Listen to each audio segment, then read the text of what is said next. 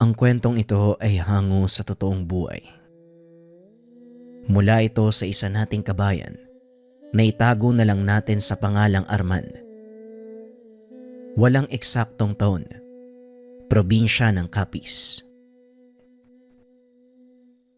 Arman, linisin mo yung kabilang kwarto. Sa makalawa, darating ang Tio Diego mo. Wika ni Mang Dado. Opo lolo, teka. Di ba siya po yung kapatid ni mama na sundalo? Yung nakulong? Tugon ni Arman. Oo apo, siya nga yun. Huwag nang maraming tanong. Sundin mo na lang ang inuutos ko. Nakatira si Arman sa kanyang lolo Dado dahil malapit lang sa bayan ang kanilang tahanan. Nang mga panong ito, nag-aaral ng sekundarya ang binata. Mula sa angkan ng mga sundalo at pulis si Arman, ang kanyang ama, kasalukuyang naglilingkod bilang pulis sa bayan, samantalang ang nanay naman nagtatrabaho bilang nurse sa kampo ng mga sundalo. Retiradong pulis si Mang Dado. Dahil sa reputasyon ng pamilya, iginalang sila ng mga taong bayan. Mataas ang tingin ng mga tao sa kanila, maliban na lang sa isang anak ni Mang Dado, si Diego. Pumasok ito ng militar, ngunit kalaunan ay nakulong dahil sinalakay nila ang isang baryo. Pinagpapapatay ang mga tao na walang kalaban-laban. Ito ang kumalat na balita, pero walang nakakaalam ng totoong pangyayari, maliban na lamang kay Mang Dado. Atras tayo ng 2 taon. Nang mga sandaling ito ay nagpapahinga si Mang Dado habang nakaupo sa beranda. Nakita nitong may papasok sa kanilang bakuran. Marahang naglalakad ang tao at panay ang lingon sa likod. Sa pag-aakalang magnanakaw, dali-daling tumayo ang matanda. Kinuha ang rifle na nakatago sa likod ng pintuan. Binuksan ni Mang Dado ang ilaw sa beranda. Tinutukan ng baril ang lalaki. Nagtaas ito ng kamay at lumuhod. Marahang ibinaba ang dalang gamit. Tinanggal ang sombrero. Diego! Anak nang, alam mo bang kamunti ka na kitang barilin? Hindi ba nadestino ka? Anong ginagawa mo dito? Sa loob ko na ipapaliwanag, tay. Papasukin niyo ako. May sugat ako sa tagiliran. Nanlaki mga mata ng matanda. Nang masipat ang tumutulong dugo sa tagiliran ng binata, inalalaya ni Mang Dado ang anak papasok ng bahay. Ano bang nangyari sa'yo? Bakit ka ba umuwi dito? Saan mo nakuha ang sugat na yan? Napainkwentro po kami ng tropa ko, tay. Nakatanggap kami ng impormasyon tungkol sa isang baryo. Ayon sa ulat, pugad daw ng mga rebelde. Pero mas malala pala sa rebelde yung nadatna namin eh. Mas malala sa rebelde. Anong ibig mong sabihin? Ewan ko kung maniniwala ka, tay. Pero yung baryong sinalakay namin, kanlungan ng mga aswang.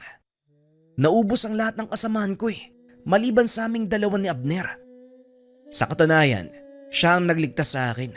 Dinala niya ako sa pagamutan. Mga aswang? Paano mo nasabi, Diego? Hindi sila tinatabla ng bala. Saksing buhay ako, tay. Ilang beses kong binaril ang isang babae sa ulo. Pero paulit-ulit siyang bumabangon. Paano kayo nakaligtas?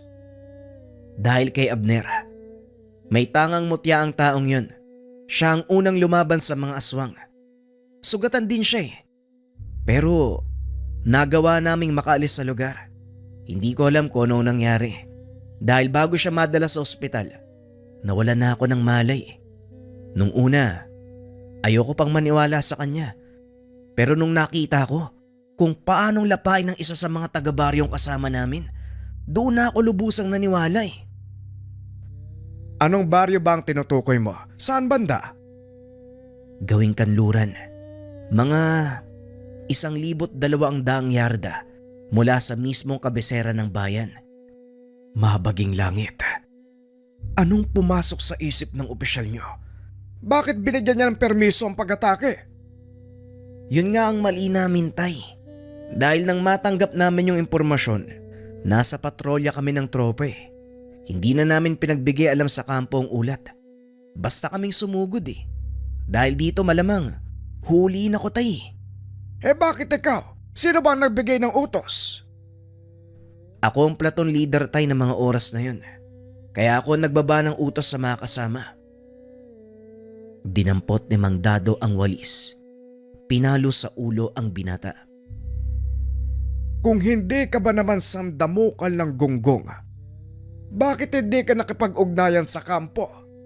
Sira ang tuktok mong bata ka. Halayusin mo yung sarili mo. Isusuko kita ngayon din. Kaya iyan ka talaga, Diego.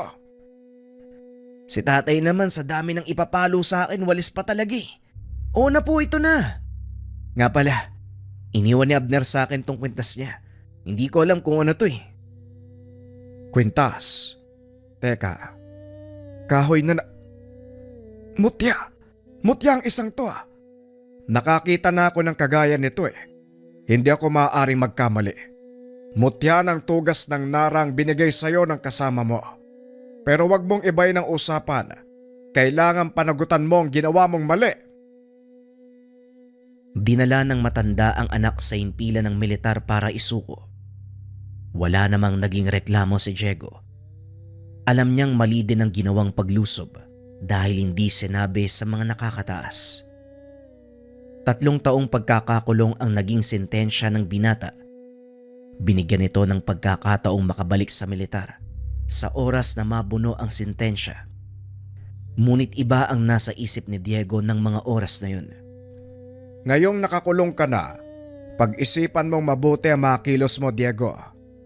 Hindi basta-basta ang maging sundalo. Hindi puro tapang ang dapat pairalin. Pasalamat ka, nabigyan ka pa ng pagkakataong manilbihan pagkatapos ng sentensya mo. Sa palagay ko tay, hindi na ako babalik sa serbisyo. May mas mahalagang bagay akong dapat asikasuhin eh. Pagkatapos po nito tay. Ito ang naging usap ng mag-ama. Binuo ni Diego ang kanyang sentensya hanggang sa makalaya. Balik tayo sa kasalukuyan. Ngayong araw po yung uwi ni Tio Diego. Hindi po ba uuwi si nanay at tatay? Hindi rin ako sigurado eh. Papalapit na ang eleksyon, masyadong magulo ang paligid. Lagi naman pong ganun, wala namang bago. Habang nag-uusap ang maglolo, isang sasakyan ang huminto sa harapan ng tahanan. Bumaba ang isang binata na nakasuot ng itim na sando. Puno ng tato ang braso. Napakahaba ng buhok. Sino kaya tong sanggano na to? Wala naman akong ibang inaasahang bisita ngayong araw ah. Nanlaki mga mata ng matanda nang makilala kung sino ang paparating. Magandang umaga tay, pasensya na. Ay! Aray!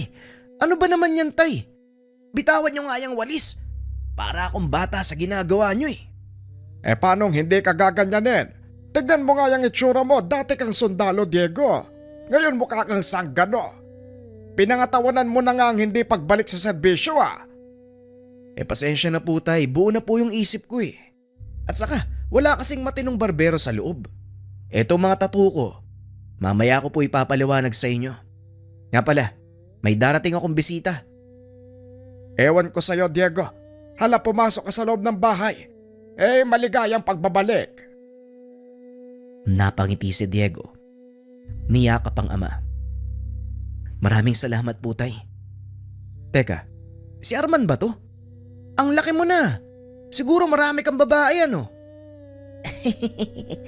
Hindi po tiyo. Pag-aaral po muna. Gusto ko maging kagaya nyo eh.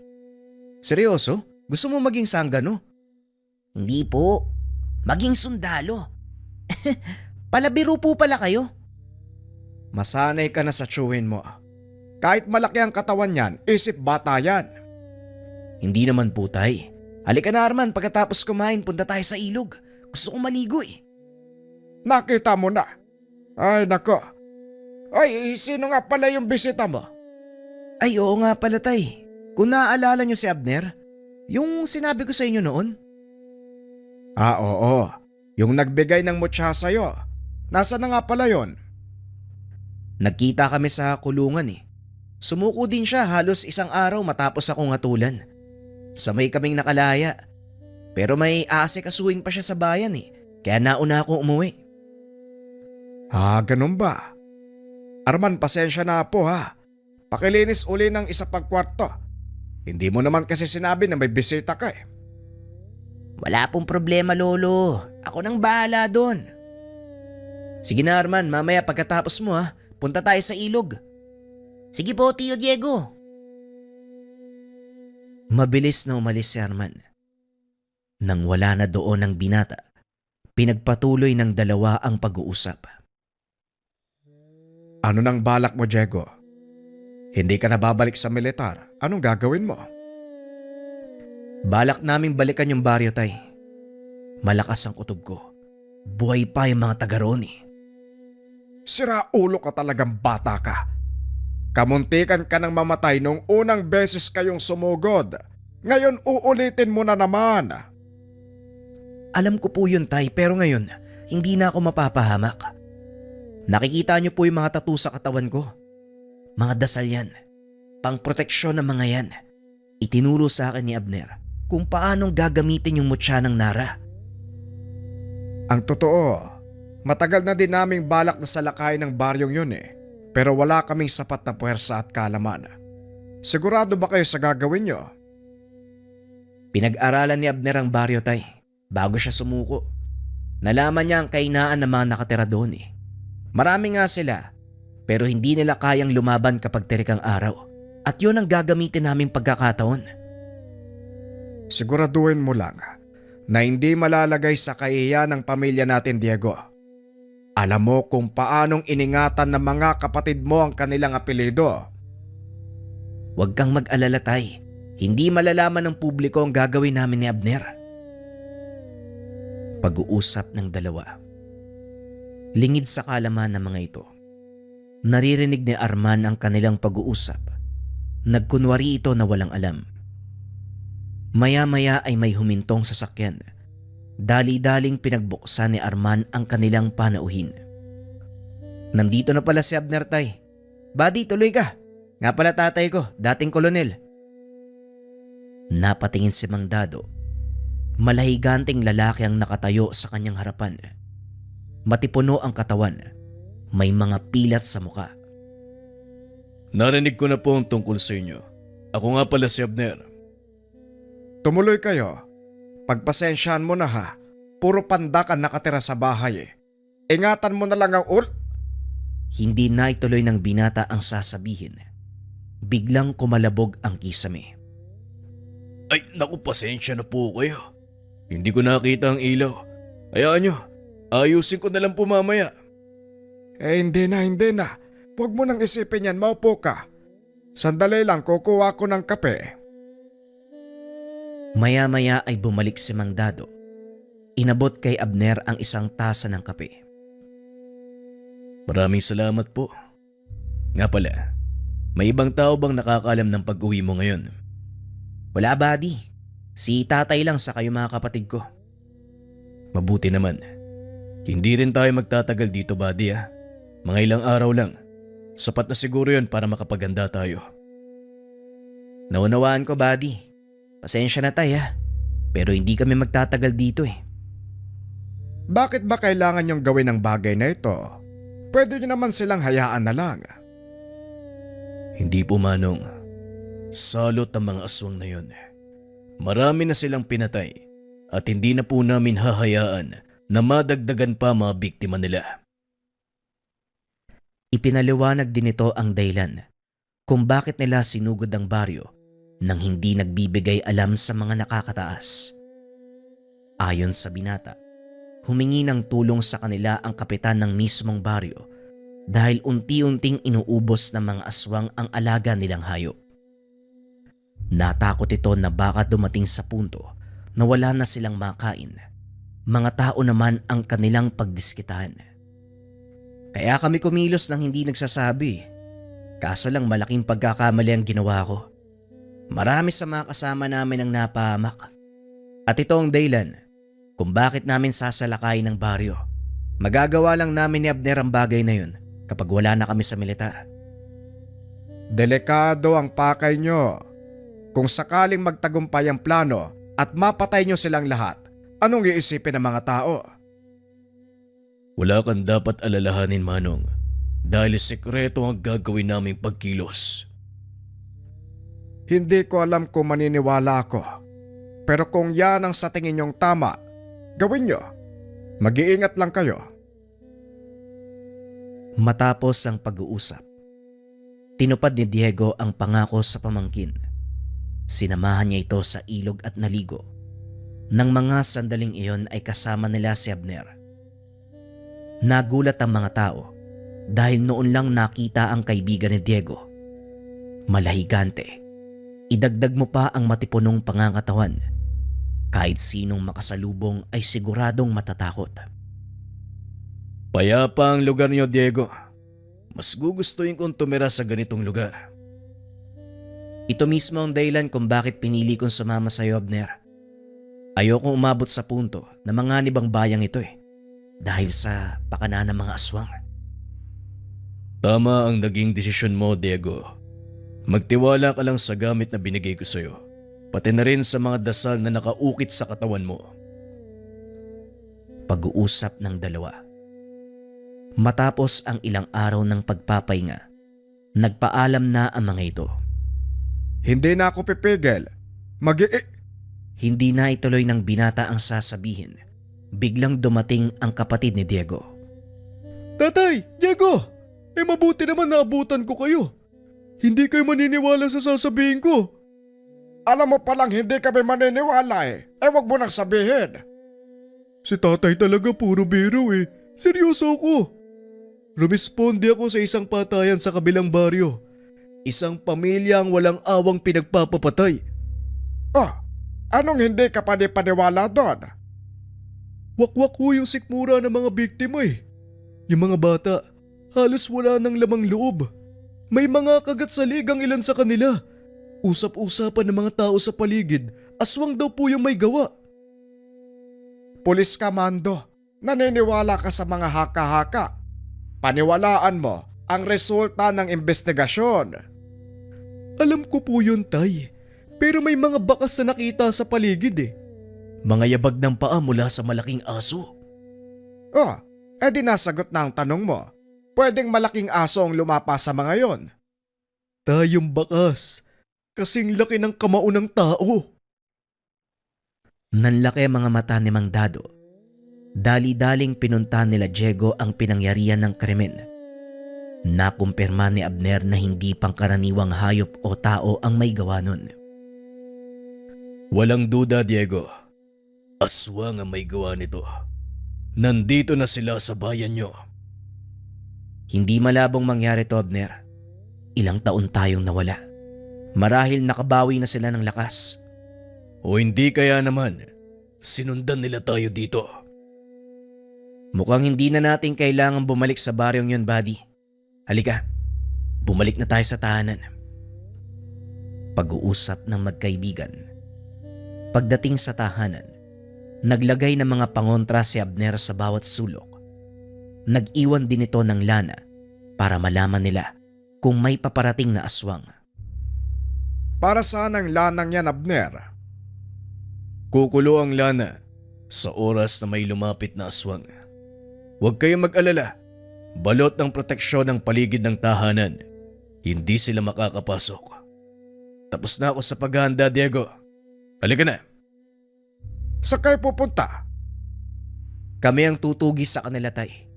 Hindi ko nahahayaan na madagdagan pa ang biktima nila sa bayang ito. Umalis ang magkaibigan. Inikot ang buong bayan. Ngunit wala silang nakitang aswang ng gabing iyon. Hindi sumuko ang dalawa. Inabot na ng madaling araw. Hindi pa rin nila nakita ang aswang. Masyadong mailap ang mga lintik. Isa lang ang ibig sabihin nito. Alam nilang tutugisin natin sila. Tama nga ang hinala ko. Tayo ang pakay ng mga aswang, Diego. Paano mo ba nasabi, buddy? Kung hindi tayo ang pakay nila, walang habas na pananalakay ang gagawin ng mga yon. Ang nangyaring patayan ay simpleng pagpaparamdam lang ng kanilang lakas. Kung talagang tayo ang pakay ng mga yun, bakit hindi sila magpakita? Mautak ang mga aswang, Diego. Kung saan ka hindi handa, doon sila sasalakay. Malakas din ang pakiramdam ko na hindi iisa ang aswang na nandito. Maaring isang pangkat o isang kawan. Posible yan, Abner. Kaya kailangan nating silang mahanap sa lalong madaling panahon. Ayoko madamay ang pamilya ko. Nagpa siya ang dalawa na umalis ng bayan dahil alam nila hahabulin sila ng mga nilalang. Nagtungo ang mga ito sa malayong lugar kung saan wala gaanong tao. Tinanggal ni Abner ang mga suot na pangontra, nagsilbing pain sa mga kalaban. Nagkunwaring tulog ang dalawa. Inantay ang susunod na mangyayari. Lingid sa kaalaman ng mga ito, nakasunod sa kanila ang pamangkin ni Diego, si Arman. Ilang sandali lang kumulo na ang hawak na lanahan ni Abner. Pasimple nitong hinawakan ang kanyang itak. Patuloy na pinakiramdaman ng paligid. Laking gulat ng dalawa. Biglang nakarinig ng malakas sa sigaw. Teka, boses ni Arman yun ah. Anak ng... Dali-daling bumangon ng binata pero inawat ito ni Abner. Sandali lang. May kakayahang gumaya ng boses sa mga aswang, Diego. Maaring nililin lang nila tayo. Tama ka, Abner. May alam akong paraan para malaman natin kung si Arman nga ang sumisigaw. Arman, kung naririnig mo ko, sagutin mo ang tanong ko. Anong ginagawa mo? Akong bahala, buddy. Matalinong bata si Arman. Hindi siya basta-basta matatakot eh. Sagutin mo ang tanong ko, Arman. Ilan ang nunal ko sa likuran? Nagulat si Abner nang biglang sumagot ang binata. 6 tiyo, 4 sa may buhok at 2 patay. Nagkatinginan ang dalawa. Kagad natukoy ang kinaroroonan ni Arman. Hindi lang basta tanong ang binigay ko kay Arman. Sekretong salita ang mga yun, Abner. Tignan mo ang malalaking bato na yun. 4 na may tumutubong damo at 2 malalapad. Nasa gitna ng mga yan si Arman. Nakatago sa bawat bato, mga kalaban. Lahi nga kayo ng mga militar. Ano pang inaantay mo? Dali-daling sumugod si Diego. Walang pasabi. Sinabuyan nito ng asin ang unang bato kung saan nagtatago ang isa sa mga kalaban. Napasigaw ito at kagad lumabas. Nagulat ang nilalang dahil itak ni Abner ang kagad na sumalubong sa kanya. Hawak-hawak nito ang ulo ng aswang habang nakatayo sa malawak na kapatagan. Kung talagang matatapang kayo, bakit hindi nyo ko harapin? Magsipaglabas kayo! Isa-isang dumungaw ang mga aswang. Dali-dali namang tumakbo si Arman papunta sa kinakatayuan ni Diego. May isang aswang na nakasunod sa binata na kagad namang pinigilan ni Diego. Sinalubong niya ito at pinagbababaril. Bagaman alam ng binata na hindi tatabla ng kalaban, ginawa niya ito upang tuluyang makapunta sa ligtas na lugar ang pamangkin. Hinarap ng magkaibigan ang mga aswang.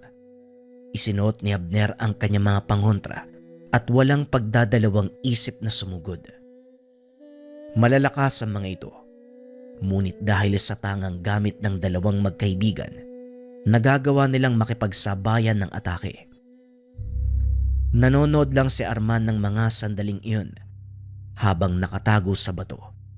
Parang nasa pelikula ang binata habang pinagmamasdang makipagsagupaan ang tsuhin at ang kaibigan nito.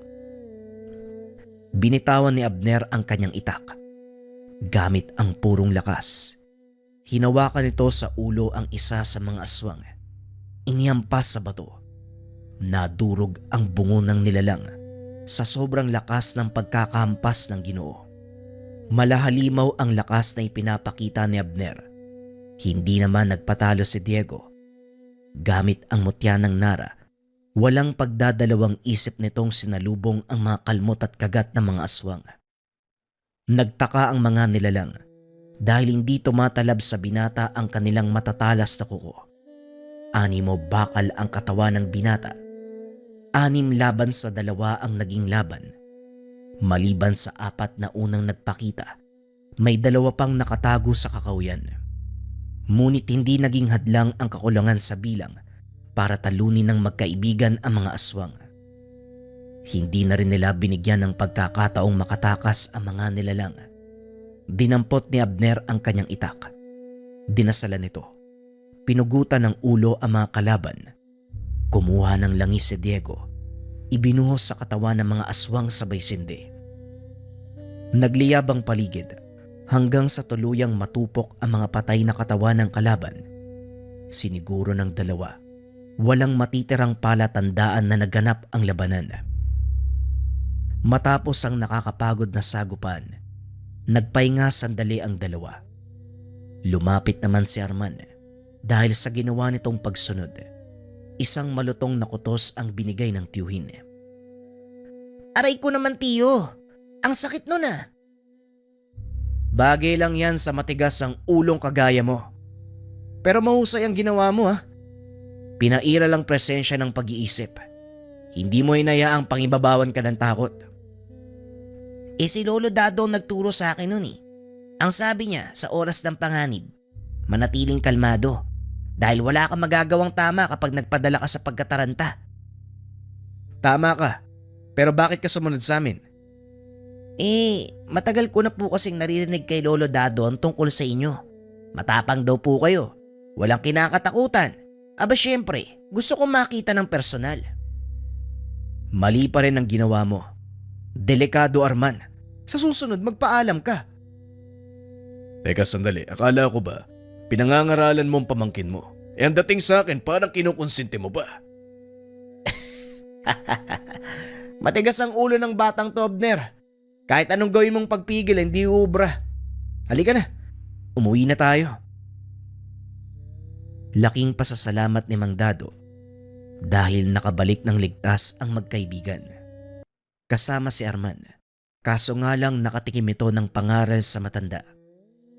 Bagaman nagawa nilang pigilan ang mga aswang, alam ni Abner na hindi pa tapos ang laban.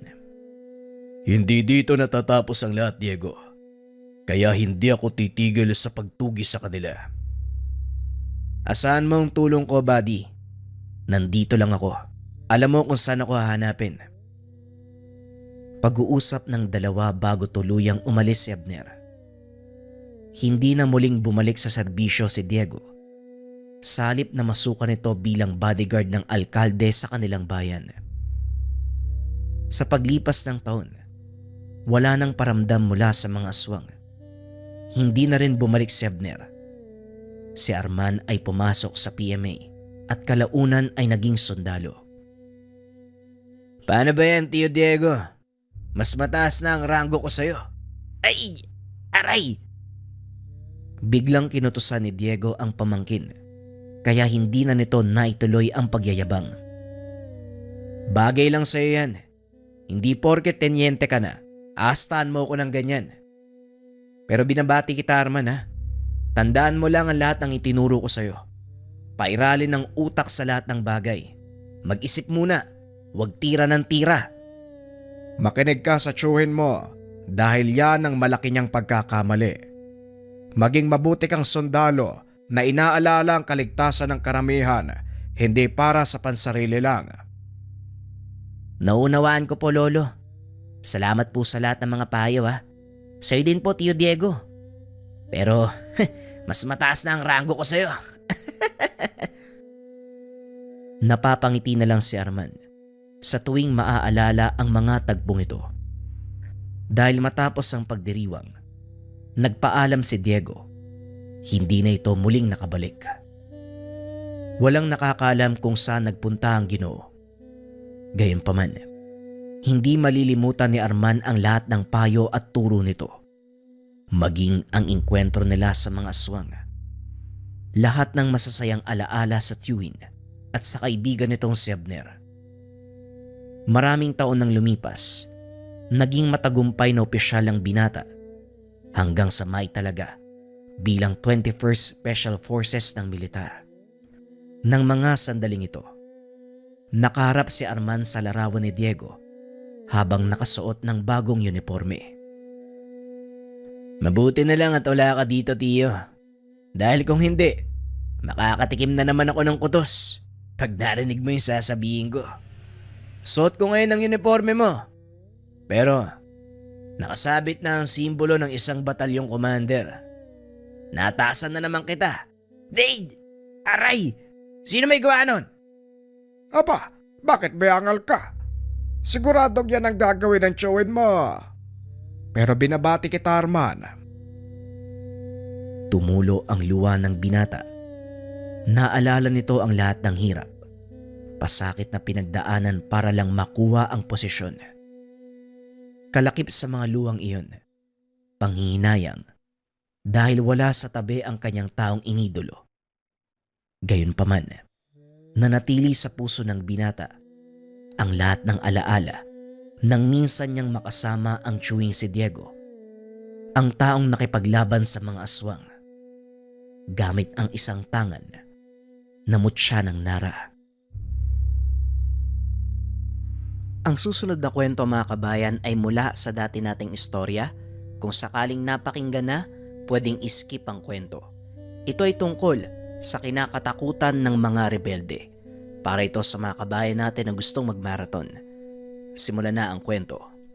Ang kwentong ito ay hango sa totoong buhay.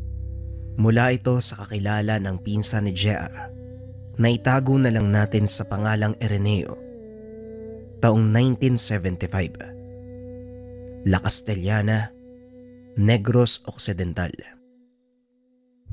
Kasagsagan ng pananalakay ng mga rebelde. Nababalot ng takot ang kapaligiran. Parot parito ang mga militar. Maya-maya ay nagkakaroon ng inkwentro, lalong-lalo na sa kabundukan. Nasa edad 15 si Erneo ng mga sandaling ito. Nasaksihan ng binata ang karasang dulot ng digmaan kontra sa mga rebelde. Mariing sinuyod ng mga sundalo ang kabundukan ng La Castellana upang mahuli ang mga taong lumalaban sa gobyerno. At dito nakilala ni Areneo ang isang tao na merong kakaibang kakayahan. Kakahupa pa lang ng operasyon ng mga sundalo. Sunod-sunod na sasakyan ang dumaan sa kalsada. Karga ang mga sugatan at bangkay ng kapwa sundalo, pati na rin ng rebeldeng nakipagbakbakan sa kabundukan. Nako, eto na naman ang mga sasakyan. Mukhang marami ang napatay ng berdugo ah. Berdugo, tay? Sino yung tinutukoy mo? Di ba mga sundalo at rebelde lang ang nagbabakbakan sa kabundukan? Nakatira ang mag-ama sa paanan ng bundok, kung saan madalas ang sagupaan ng mga rebelde. Medyo malayo naman ito, kaya hindi rin sila nangangamba na baka masalabat ng bala mula sa magkabilang panig. At isa pa, napapaligiran ng makapal na tubuhan ang kanilang tahanan, kaya hindi na ito gaanong napapansin ng mga militar at rebelde. Maliban na lang kung titignan ito mula sa itaas, o hindi kaya naman pagkatapos matabas ng mga tubo. Mamaya makikita mo siya. Kadalasan, bumababa ng bundok ang taong sinasabi ko para bumili ng tuba. Dito siya dumadaan para makaiwas sa maraming tao. Hindi naman ito gaanong binigyan ng pansin ni Areneo. Sa halip nagpaalam ito sa ama na kukunin ang kanilang alagang kalabaw. Habang naglalakad pababa ng sapa, napansin ng binata ang mga kalalakihang naglalakad. Lahat sila ay merong dalang baril. Dali-daling nagtago sa pilapil ang binata dahil alam niyang mga rebelde ang mga ito. Pinagmamasdan ni Erneo ang gagawin nila, na tila ba may kung anong hinahanap. Inantay niyang makalampas ang mga kalalakihan Pagkatapos nun, dali-dali itong nagpunta sa pinagtatalian ng kanilang kalabaw. Mabilis na inila ng binata ang kalabaw upang makauwi bago pa bumalik ang mga rebelde. Ngunit habang papanik ito ng burol, nakita nito ang isang lalaking nakadapa sa damuhan. Nilingon ni Araneo ang dinadaanan para masigurong walang nakakakita sa kanya. Matapos nun, dali-dali niyang inalalayan ang lalaki. Isinakay sa likod ng kalabaw, dinala sa kanilang tahanan upang tulungan. Nagulat si Mang Tobias nang makita ang lalaki. Hindi ito makilala dahil sa dami ng dugong kumalat sa kanyang muka. Sino ang taong yan, Araneo? Baka mamaya rebelde yan na. Nako, mayayari tayo sa mga militar. Sa palagay ko po tay, mukhang hindi naman eh. Wala namang palatandaan na rebelde. At isa pa, wala rin siyang armas oh. Siguro tay, nadamay lang sa engkwentro yung taong to eh. At dahil malayo sa bayan, pinili nitong ipatawag ang albularyo sa kanilang baryo. Ang pangalan nito ay Tatang Serino. Habang inaantay ang pagdating nito, nilinis ni Mang Tobias ang katawan ng lalaki. Maya-maya pa, dumating na si Araneo kasama ang manggagamot. Direkta itong pumasok sa loob ng bahay. Nakita ang walang malay na pasyente. Tadtad ng sugat ang katawan nito, na tila mula sa matatalas na patalim. Bagay na ipinagtataka din ni Mang Tobias. Kung nasa labat sa engkwentro ang taong yan, bakit naman wala siyang tama ng baril? Tama ka. Ang mga sugat na ito ay gawa ng patalim. Napakatalas ng sandatang iyon dahil napakalinis ng sugat. Sa oras na magsara ang mga ito, wala kang makikitang pilat. Kung ganun ho, sinong may gawa niyan sa kanya? Mabuti pa, kumuha ka ng ilang pang-ilaw nang makita ko mabuti ang gagawin. Kailangan tahiin ang mga sugat na ito. Kumuha ka ng ilang hibla ng buhok mula sa buntot ng kalabaw. Mabilis na kumuha si Araneo ng mga kandila. Kasama nito ang hibla ng buhok mula sa buntot ng kalabaw. Pagbalik sa silid, sinimulan ni Tatang Serino ang panggagamot. Tinahin nito ang mga sugat hanggang sa tuluyang maampat ang pagdurugo. Habang nililinis ang balat ng pasyente, biglang napatingin ang manggagamot kay Mang Tobias. Tobias, mukhang hindi pangkaraniwang tao ang napulot ng anak mo. Ano? Anong ibig mong sabihin, Tatang Serino? Ang taong ito, walang iba kung hindi si Ramon, ang kilalang berdugo ng mga rebelde. Mabaging langit, ano ang naisip mo, Araneo? Bakit mo siya tinulugan? Hindi ko naman po alam eh. Ang alam ko lang, kailangan ko siyang tulungan. At saka, hindi naman siguro tayo sasaktan ng taong yan eh. Hindi mo kilala ang taong ito. Mahigit 100 sundalo ang pinatay niya. Yan ang usap-usapan sa kabisera at kasalukuyan siyang pinaghahanap ng mga sundalo. Bago ko makita yung taong yan, napansin ko yung grupo ng mga rebelde sa Sapa na parang mayroon silang hinahanap eh. Mabuti na lang hindi nila ako napansin. Kung hinahanap siya ng mga sundalo, malamang ganun din ang kanyang mga kasama. Tama ka, Araneo. Kaya delikado kung may makakaalam ng kinaroroonan ng taong ito. Tatang Serino, pwede bang wag mo na lang sabihin sa ibang tungkol dito? Abay syempre naman, ako ang gumamot ng mga sugat niya at sa oras na malaman ng mga sundalo na tinulungan ko ang taong ito, paniguradong pati ako mapapahamak. Sasabihin ko na lang sa asawa ko na nanghilot ako ng binti ng kalabaw. Matapos gamutin ng pasyente, nagpaalam na itong aalis. Kaso nga lang napakalakas ng ulan, kaya hindi rin ito nakatuloy. Hanggang sa inabot na ng gabi ang manggagamot sa tahanan nila Araneo. Dahil nabalot ng kuryosidad, kinuha nito ang pagkakataon para tanungin si Tatang Sereno tungkol kay Ramon. Ay nako, sa dinabi-dami ng pagkakataon. O sige, ipapaliwanag ko. Alam mo iho, matagal ko nang kilala ang taong yan. Ang totoo mag-aaral ko siya eh. Pero pakiusap, huwag mo ring sabihin sa ibang tungkol dito. Lahat ng malalaman mo at sekreto ko at ni Ramon, hindi dapat makarating sa iba. Nagsimula itong magkwento. Ayon sa kanya, mabuting tao si Ramon nung nagsisimula pa lang itong magsanay sa ilalim ng kanyang pagtuturo. Maraming natulungan si Ramon gamit ang natutunang kakayahan. Hindi lang sa panggagamot, kundi maging sa pang-araw-araw na buhay. Kinakatakutan si Ramon dahil sa angkin nitong lakas at kakaibang kakayahan na hindi tinatabla ng bala. Maging ang mga rebelde, pati na rin ang militar, umiiwas sa tuwing makikita nilang naglalakad si Ramon sa daan. Walang sino man ang nagtatangka na gumawa ng masama sa kanilang lugar. Dahil sa oras na malaman ito ni Ramon, hindi ito magdadalawang isip na parusahan ang taong iyon. Depende sa bigat ng kasalanan. Kung minsan ay pinuputulan niya ng kamay o hindi kaya naman ng buong braso, lalo na kung ang taong iyon ay nahuling nagnakaw.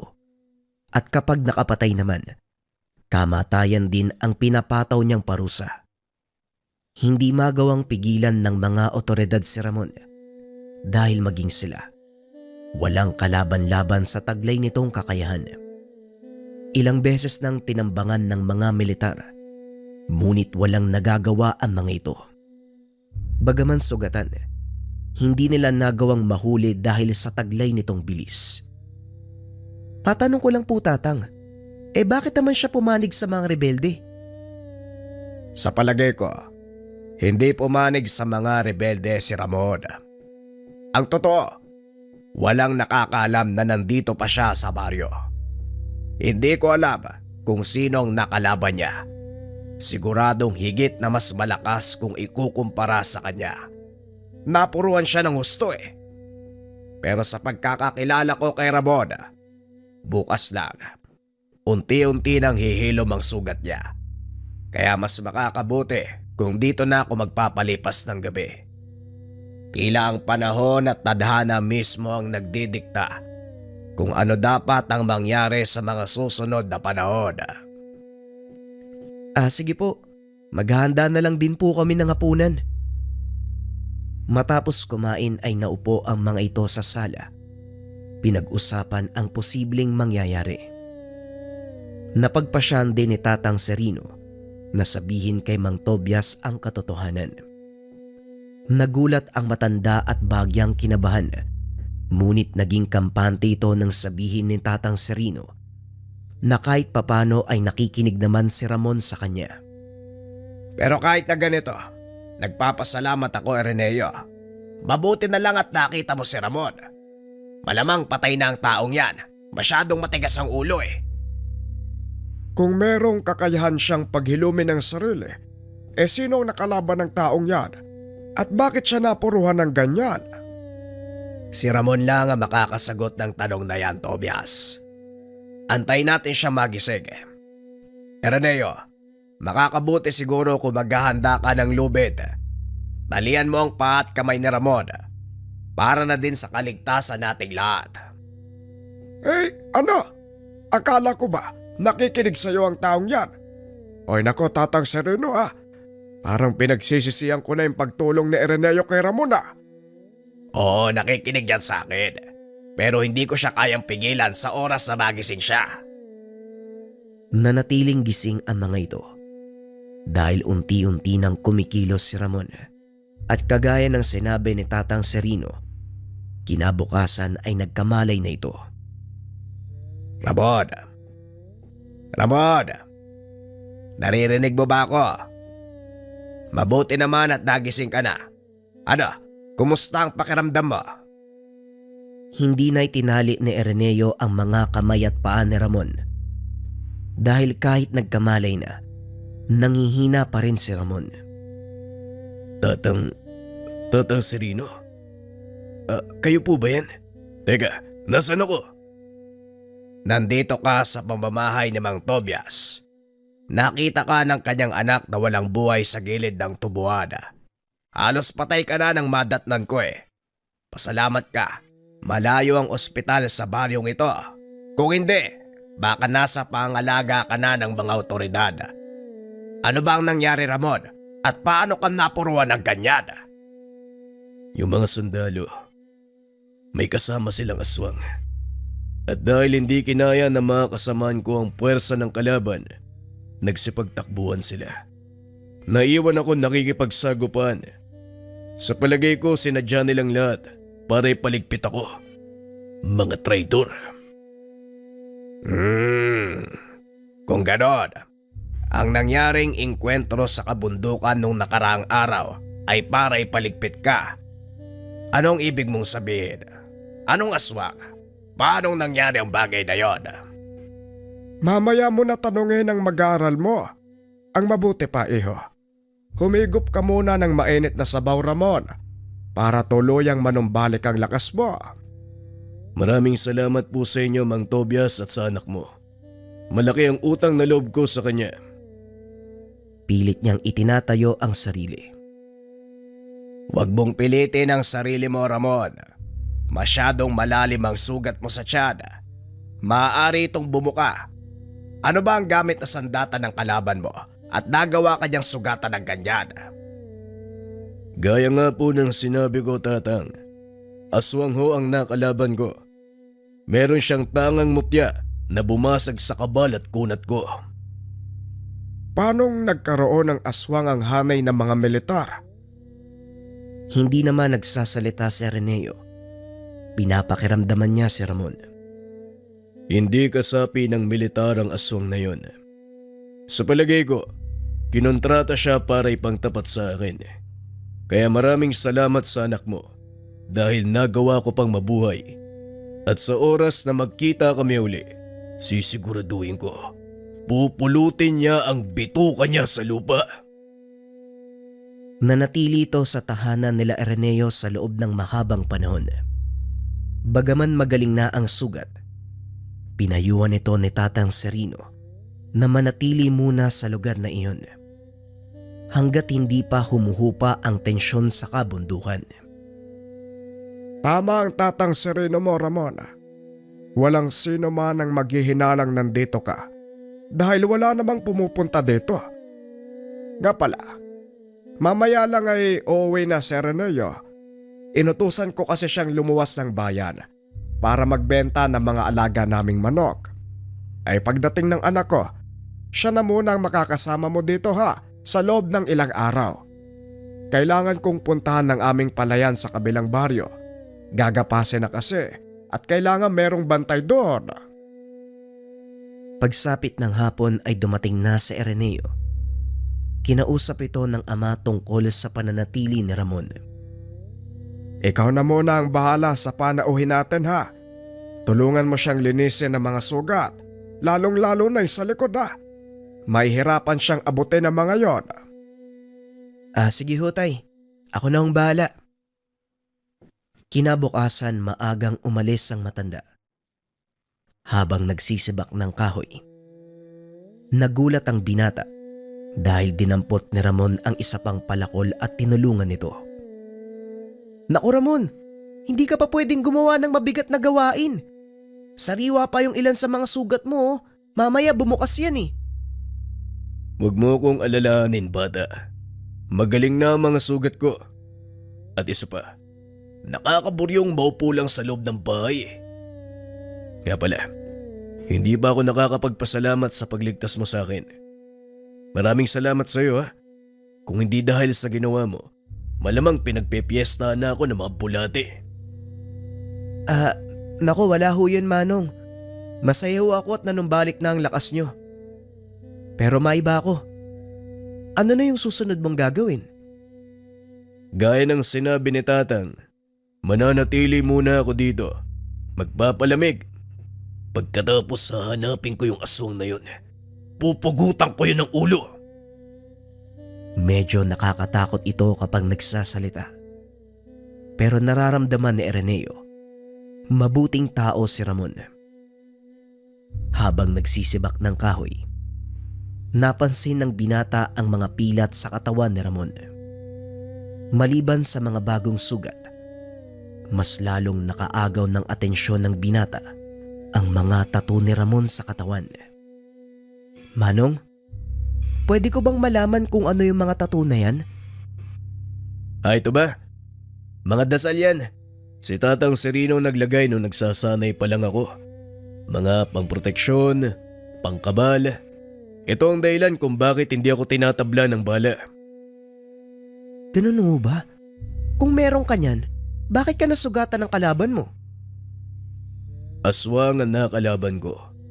Meron siyang tanga na mutya na bumabasag ng lahat ng depensa. Eh di, delikado pala kung magkakaharap kayo uli. Paano mo siya matatalo, Manong? Kung sakaling magkasagupa uli kayo, eh di ba nababasag niya yung, ang tawag dun? Tangan? Yung mutya? Napangiti si Ramon. Naupo sa tabi ni Araneo. Alam mo, ang dami mong tanong. Pero sige, sasagutin ko na. Napansin mo ba yung mga pilat ko sa katawan? Hindi lang isa, dalawa, o 3 beses na akong kamuntikang mapahamak. Pero ang bawat kabiguan, kinapupulutan ko ng aral, pinaghahandaan, para kung sakaling masaglag man ako sa parehong sitwasyon, alam ko na ang gagawin ko. Napagandaan ko na ang susunod naming pag-aarap. Kaya nga nandito ako ngayon dahil inaantay kong matapos si Tatang Serino sa ginagawa niyang kabal. Matanong ko lang ho, mahirap po bang mag-aral ng lihim na karunungan? Pasensya na, nagtatanong na naman ako. Gusto ko lang kasing maunawaan kung bakit may mga taong kagaya nyo nag-aaral ng ganyan. Para saan? Hindi mahirap ang pag-aaral ng lihim na karunungan. Napakadali lang namang kabisaduhin ng mga dasal Pero ang pinakamahirap, ang pagsubok na maaaring pagdaanan habang nasa kalagitnaan ka ng pagsasanay. Susubukin ito ang katatagan ng iyong isipan at damdamin. Nariyan pa ang tukso ng mga demonyo na pilit kang hihilahin hanggang sa gustuin mo na lang na sumuko. Maraming bagay pang natutunan ang binata mula sa kanya. Isang babala ang ibinigay ng Ginoo. Kung ako sa iyo, Araneo, huwag mo nang tangkayin pag-aralan ng lihim na karunungan. Magugulo ang buhay mo. Mas maganda pang mamuhay ng payapa at normal. Ang importante lang naman, marunong kang rumespeto sa kapwa mo nang sa ganon ay re-respetuhin ka din nila. Pagsapit ng hapon, habang nagpapasok ng mga tuyong kahoy, dumating si Tatang Serino. May dalang pagkain para kay Ramon. Hindi pa gaanong naghihilom ang mga sugat mo, Ramon. Bakit nagbubuhat ka na ng mabigat? Ay, ito ba? Wala to, Tatang. Kaya ko naman At isa pa, mabilis lang naman na gumaling yung mga sugat ko. Halos hindi ko na nga nararamdaman yung sakit Bueno, may dala akong pagkain at ito. Natapos ko nang gawin ang habak na sinasabi mo. Pero hindi ka pa rin pwedeng umalis. Nasa paligid pa ng kabundukan ng mga militar. Hindi lang po militar ang kailangan kong iwasan, Manong. Maging ang mga rebelde. Mga traitor sila. Kaya lang naman ako napasama sa kanilang pangkat. Ang sinabi ni Commander Lemuel, isang kriminal ang kanilang papatayin nung gabi bago ang engkwentro. Hindi ko alam na isa palang paring tumutulong sa mga sugatang sundalo ang gusto nilang ipatumba. Kaya nga noon pa man sinasabi ko na sa'yo, walang maidudulot na kabutihan ang ginagawa mo. Oo, nililinis mo ang kasamaan, pero hindi mo pwedeng ipaunawa sa batas na mabuti ang iyong hangarin. Dahil una sa lahat, labag sa lituntunin ng tao ang pagkitil ng buhay. Kahit gaano pa kalinis ang intensyon mo, Ramon, masama ka pa rin kapag tinignan sa usapin ng batas. Alam ko ho yun, Tatang. Pero wala na ako magagawa eh. Hindi ako nakinig sa inyo nung una. Pinairal ko ang galit. Nagpadala sa bugso ng damdamin. Kaya eto ako ngayon. Wala nang takas sa kumunoy na kinasasadlakan ng buhay ko. Kapala, Ireneo. Nadaanan ko ang tatay mo. Ibinili niyang pumunta ka doon sa palayan niyo. Mukhang kailangan niya ng kasama sa pagbabantay ng mga naipagpag na palay. Sumasalakay na naman ang mga magnanakaw. Ramon, ang mabuti pa sumama ka sa kanila. Nang sa ganon may katuwangang matanda kung sakaling may magtangkang magnakaw ng mga inaning palay. Walang problema sa akin, Tatang. Mas mabuti nga yun eh. Para makapaglakad-lakad naman ako. Sige po, Tatang. Ihanda ko lang po yung mga gamit. Pagkatapos naming pakainin yung mga alaga namin, tutuloy na ho kami sa palayan. Malapit ng maggabi nang lumakad ang dalawa. Sinadya ito ni Ramon para walang masyadong makapansin sa kanila at hindi malaman ng mga taga-baryo na pansamantala siyang naninirahan sa tahanan ni Mang Tobias. Ilang sandali pa, narating nila ang palayan. Nakita nilang may siga sa harapan ng kubo kung saan nakalatag ang mga uhay na hindi pa napapagpag. Naroon din ang mga sako ng palay. Nakaupo ang matanda sa atangan ng kubo habang nagmamasid sa paligid. Magandang gabi po, Tay. Pasensya na po, medyo ginabi kami ng dating ha. Kailangan kasi naming tapusin yung gawaing bahay bago tumuloy.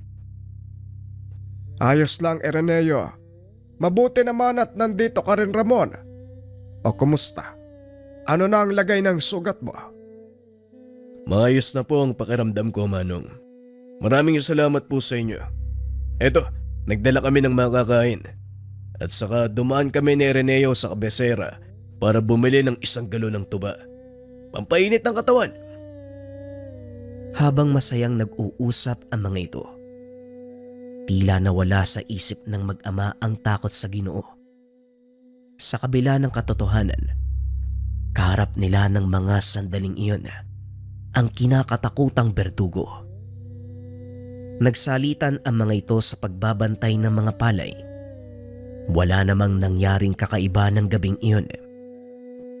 Ngunit kinabukasan, habang patuloy sa pag-akot ng mga nagapas na palay, napadaan ang mga nagpapatrolyang sundalo. Isa-isang sinisiyasat ang mga naroon. Mabuti na lang napansin ito ni Ireneo, kaya naman kagad binigyan ng babala si Ramon. Manong magtago po kayo. Nandito yung mga sundalo. Ganun ba? O siya, bumalik ka na sa tatay mo. Ako nang bahala. Hindi ka dapat makitang kasama ko. Dali-dali itong umakyat sa puno. Laking gulat ni Ireneo dahil biglang nawala sa kanyang paningin ang Ginoo. Tanggalin niyo ang mga takip sa inyong muka. May hinahanap kaming tao. Napansin ni Ireneo na may kasamang sibilyan sa pangkat nito. May mga medalyong suot at merong nakasugbit na itak sa bewang. Sa isip ng binata, ito marahil ang nakasagupa ni Ramon. Tatay, yan siguro yung sinasabi ni Manong Ramon. Huwag ka nga maingay. Mamaya marinig ka ng mga yan eh. Mapaghinalaan pa tayo. Maya-maya ay napalingon sa kanila ang isa sa mga sundalo. Tinawag ang mag-ama. Kayo dyan! Hindi nyo man narinig ang sinabi namin? Pumunta kayo dito. Tanggalin nyo yung mga takip sa mukha nyo. Dali-dali namang sumunod ang dalawa.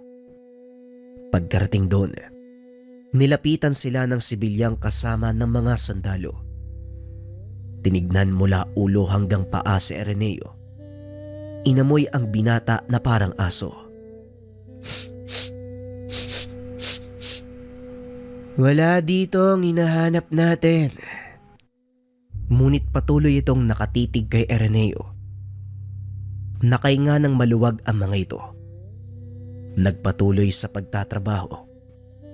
Umalis na ang mga sundalo sa lugar nang masiguradong wala na ang panganib. Dali-daling bumaba ng puno si Ramon at nilapitan ang mag-ama. Manong, pasensya na kayo pero hindi po tayo pwedeng umuwi sa bahay niyo. Ang taong kasama ng mga sundalo, siya ang nakasagupa ko. Alam niyang kasama niyo ako at siguradong mamayang gabi, hindi yun magdadalawang isip na sugurin tayo. Ay kung ganon, anong mas makakabuti natin gawin? Ihatid ko muna kayo sa bahay ni Tatang Serino. Ako na po ang bahalang magpaliwanag sa kanya. Sa ngayon, bilisan na natin bago pa sumapit ang dilim. Iniwan ng mga ito ang gapasan. Ipinagkatiwala sa mga tao ang naaning palay. Kampante naman ng matanda. Walang magnanakaw sa mga ito dahil na rin sa presensya ng mga sundalo sa lugar.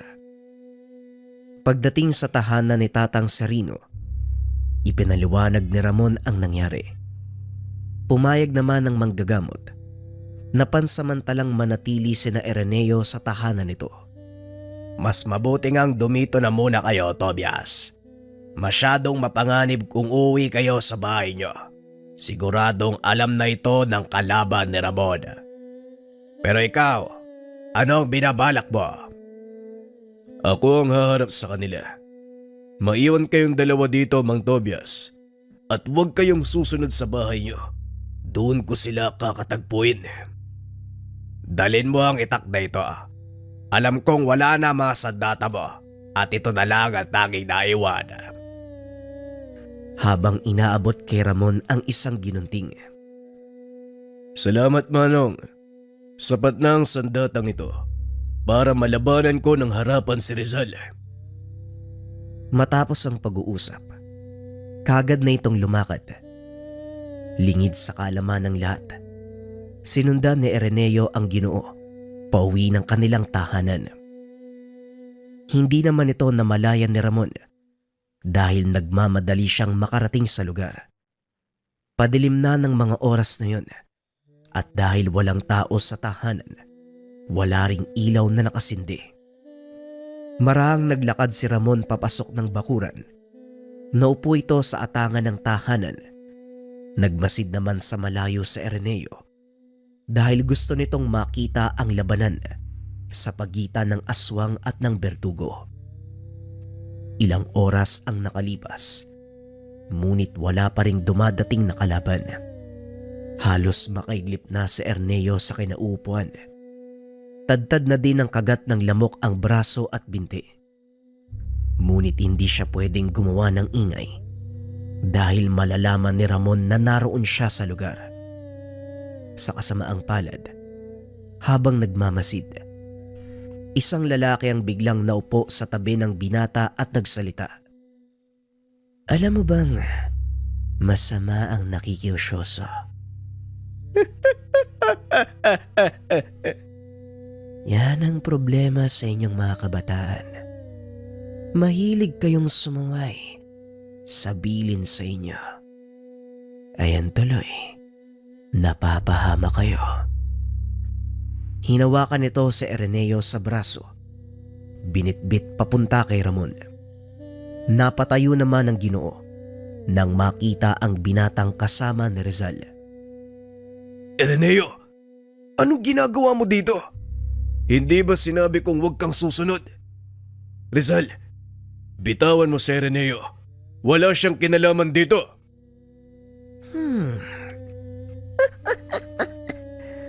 Walang kinalaman. Kung hindi dahil sa kanya, wala na sana akong problema ngayon. At dahil tinulungan ka ng batang to, damay na rin siya sa kaguluhan.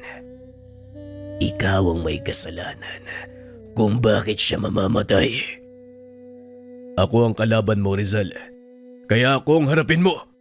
Huwag kang duwag na nagtatago sa likod ng mga inosente.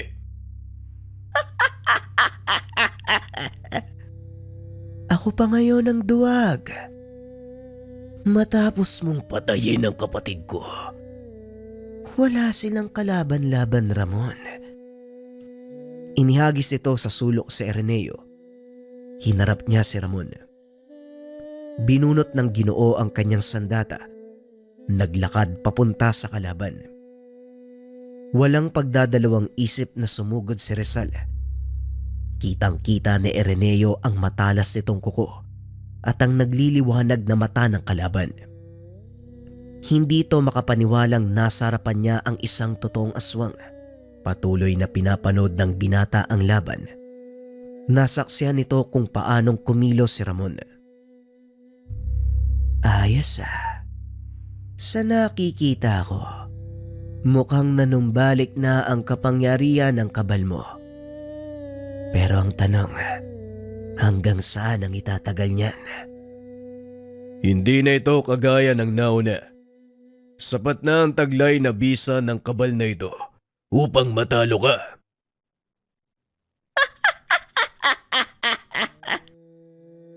Huwag kang masyadong magpakampante. Hindi ka pa rin ba nadadala? Tingnan mo ang nangyari sa'yo noong nakaraang laban. Para kang karning tinadtad. Kung hindi ka lang nailigtas ng... Teka, nasaan ang kasama mo? Habang iniikot ang tingin sa paligid, kinuha ni Ramon ang pagkakataon para usalin ang kanyang dasal pang sa bulag. Nang ibaling ng kalaban ang tingin sa kanya, wala na ito sa kinakatayuan. Samantalang si Araneo naman, nagtago sa likod ng malaking puno. Pinagmamasdan nito ang kilos ni Rizal. Napagtanto na wala itong kakayahan na bumasag ng sabulag.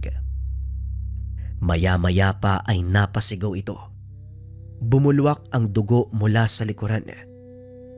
Nilingon nito ang pinagmulan ng atake, kaso nga lang wala siyang nakita. Mukhang hindi mo kayang basagin ang bertud ng hunyango. Alam ko na ang kahinaan niyong mga aswang, Rizal.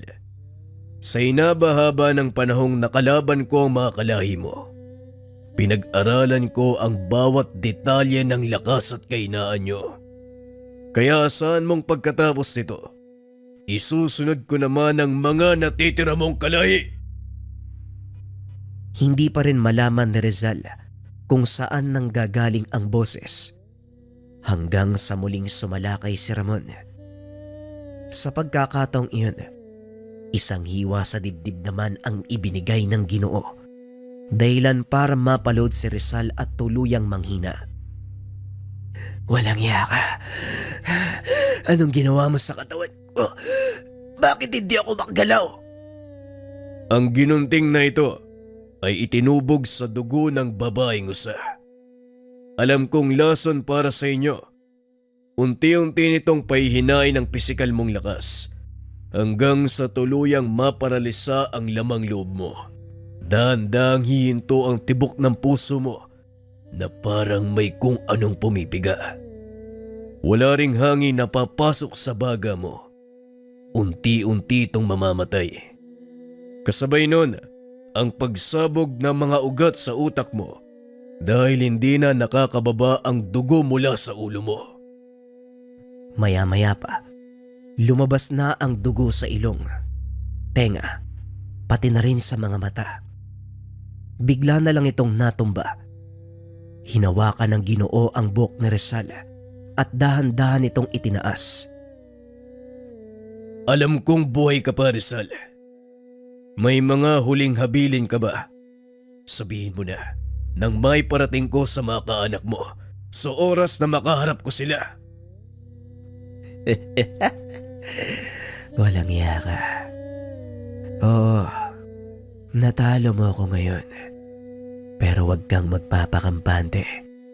Dahil sa mga oras na ito, alam na ng aking mga kaanak na ikaw ang kakaharapin ko. Sa oras na hindi ako makabalik ng buhay, Alam nila kung ano ang kailangang gawin. wala akong pakialam. Aantayin ko sila at ubusin. Huwag kang magalala. Isasabit ko rin ang ulo nila sa tabi mo. Tinagpas nito ang ulo ni Rizal. Inilagay sa mahabang buho ng kawayan. Dinala niya sa gilid ng kalsada at doon itinayo. Nilingon nito si Araneo. Inutusang bumalik sa tahanan ni Tatang Serino. Matapos ay umalis na ito sa lugar. Pagdating sa tahanan ni Tatang Serino, nakita nito si Ramon nakikipag-usap sa dalawang matanda. Napatigil lang ito nang makitang papasok na ang binata. Ano bang pumasok sa utak mo, Araneo? Hindi ba sinabi ko na huwag kang susunod? Anong ginagawa mo sa lugar? Pasensya na po, Manong. Pero kasi gusto ko lang makita kung paano ka makipaglaban eh. Pasensya na po, alam ko mali. Dahil kamunti ka na ako mamatay eh. Pero kahit magalit pa kayo, sasabihin kong sulit ang naramdaman kong takot. Naunawaan ko na po yung lahat ng tungkol sa inyo eh. Napakatigas ng ulo mo. Ay nako, kinabahan ako sa nangyari kanina. Akala ko tutuluyan ka ni Rizal eh. Huwag mo nang uulitin yun.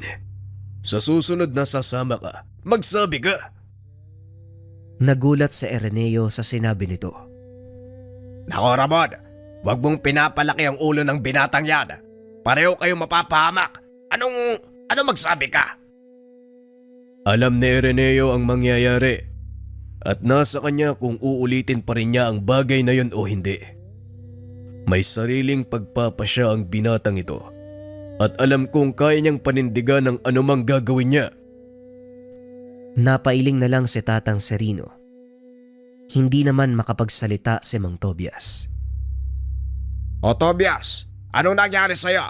Parang napako yung dila mo. Ay nako, Tatang Sereno. Ay sino ba namang hindi matutulala? Yung anak ko kamunti ka ng lapay ng aswang. Ay baka patay na yan dapat eh. Hindi naman siguro gagawin ni Rizal ang bagay na yon. Nabibilang siya sa angka ng mga aswang na hindi kumakain ng tao. Kinukuha nila ang lakas mula sa isang bertud na hawak ng kanilang patriarka. At yon ang kailangang pagandaan ni Ramon. Anumang oras, siguradong malalaman nila na wala na ang isa sa mga galamay. Ang tinutukoy nitong lahi ng mga aswang ay ang tinatawag na dulmanan. Bagaman nabibilang sa uri ng pangkaraniwang aswang, hindi may tatanggi ang lakas ng mga ito. Kagaya ng mga pangkaraniwang aswang, sa gabi umiepekto ang kanilang kapangyarihan, kaya kailangan nila ng mga mutya para maprotektahan ang mga sarili. Balik tayo sa kwento. Nang mga oras na yun, kausap ni Ramon si Araneo. Samantalang ang dalawang matanda naman magkarap sa mesa habang umiinom ng tuba. Hindi mawala sa isipan ko kung bakit ang bilis maghilom ng sugat ni Ramon. Maaari mo bang sabihin sa akin ang dahilan, Tatang Sereno? Siguro nga, wala na akong dapat itago tungkol sa pagkatao ni Ramon. Naging malapit na rin siya sa inyo. Kaya naman wala na sigurong dahilan para ilihim pa ang bagay na to. Si Ramon ang nakapatay sa kapatid ni Rizal na tagapagmana ng bertud ng kanilang angkan. Sa makatuwid, nasa loob ng katawan ni Ramon ang bertud na iyon. Ito ang dahilan kung bakit napakabilis maghilom ng mga sugat niya. Meron siyang kakayahang gumamit ng malakas na sabulag. Maliban pa dito, ang kaalaman niya sa lihim na karunungan, higit pa sa isang aswang ang kakayahang taglay ni Ramon. Siguro naswertehan lang siya ni Rizal kaya napuruan noon. Lingid sa kalaman ng matanda. Nakatayo sa likod nila ang dalawa.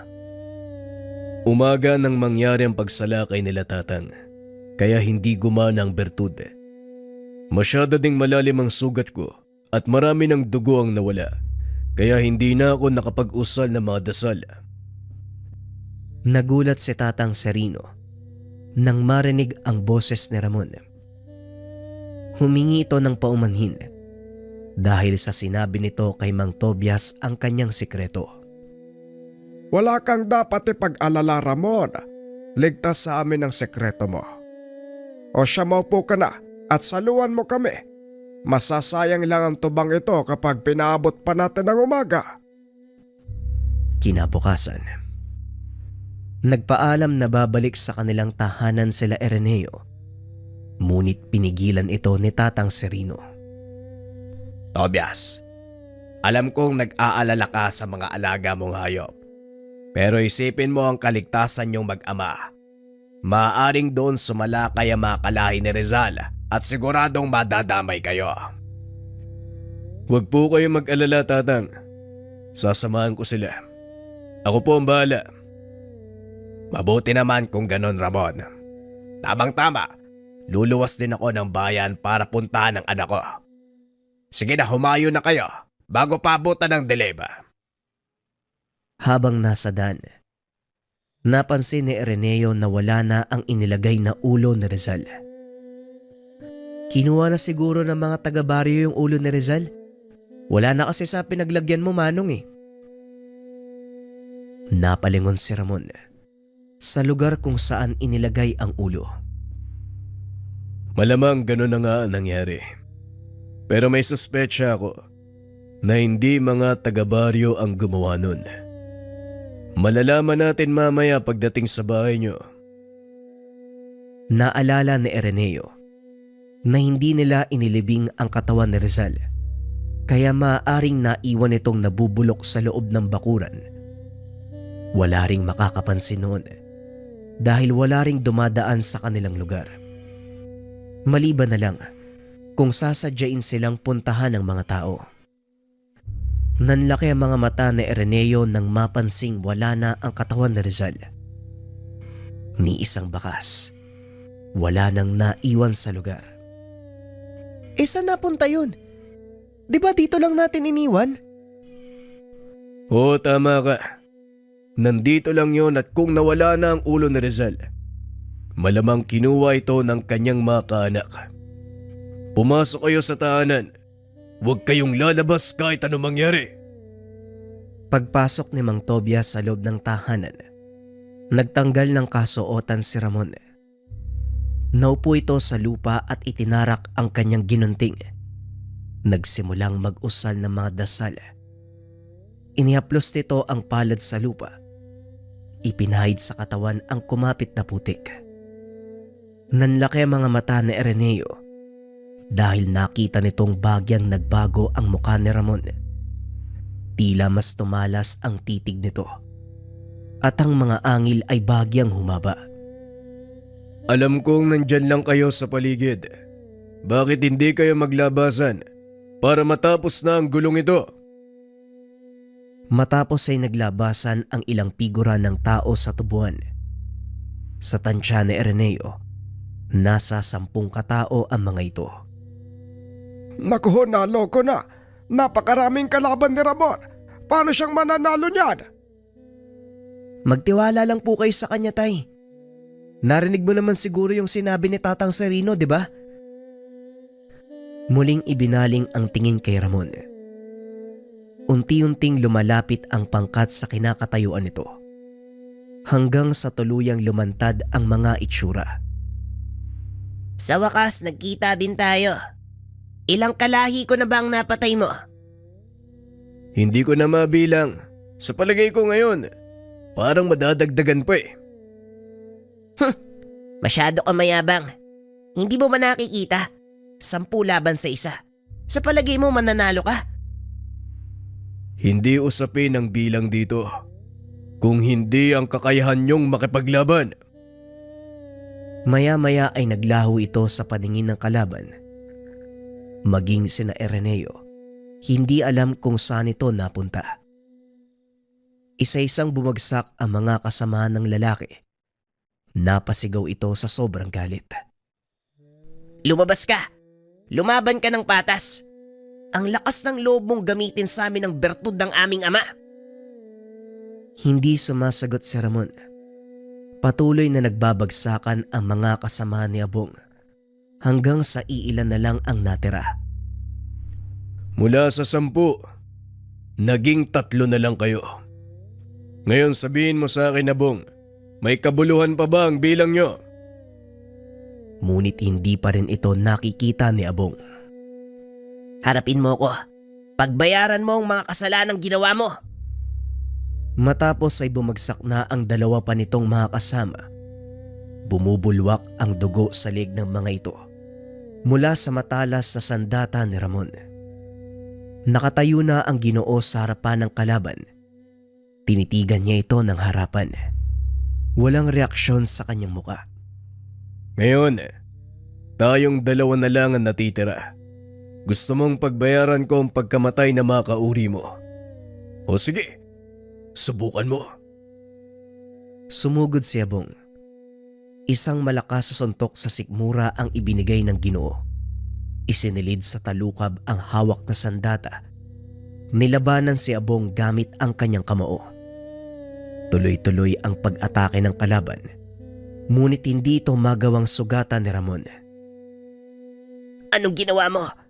Bakit hindi tumatalab sa iyo mga kuko ko? Natuto na ako sa mga nakaraang karanasan.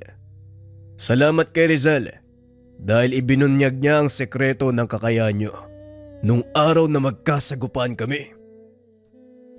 Gumanti ito ng atake. At sa bawat pagtama ng kamao nito sa katawan ni Abong, ay siya namang pagbulwak ng dugo sa bunganga nito. Hanggang sa hindi na kinaya ng katawan ng aswang ang parusang dulot ng suntok ni Ramon.